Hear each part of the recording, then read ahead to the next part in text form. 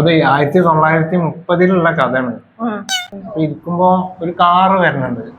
അത് ആ കാറിന് രണ്ടാള് ഇറങ്ങി വന്ന് അടുത്തെത്തിയപ്പോഴാണ് നമ്മളെ സർദാർ വല്ലഭായ് പട്ടേലും അതേപോലെ തന്നെ ഗാന്ധിജിയുമാണ്.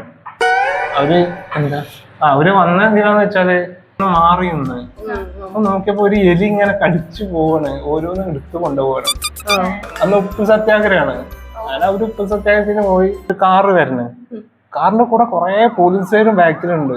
കാർ തുറന്നിട്ട് രണ്ടാൾക്കാരെ ഇറങ്ങി വരുന്നത്. അപ്പൊ എന്റെ അടുത്തെത്തിയപ്പോഴാണ് ഒന്ന് നരേന്ദ്രമോദിയാണ്, ഒന്ന് അമിത്ഷാ ആണ്.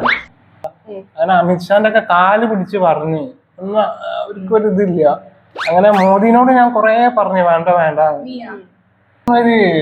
ഒരു ഡിഫൻഡർ നമ്മളെ വീടിന്റെ ഫ്രണ്ടിലേക്ക് ഇങ്ങനെ വരികയാണ്. കൊണ്ട് ഇങ്ങനെ ചുഴലിക്കാറ്റ് പോലെ മറ്റേ പൊടി മൊത്തത്തിൽ പൊന്തിന് മേലേക്ക്. ഞാൻ വിചാരിച്ചു ചുഴലിക്കാറ്റാണെന്ന് തന്നെ വിചാരിച്ചത്. ആ വണ്ടിയിൽ നിന്ന് 2 പേര് ഇറങ്ങി വരുന്നത്. ഒന്ന് മോഹൻലാൽ, ഒന്ന് മമ്മൂട്ടി.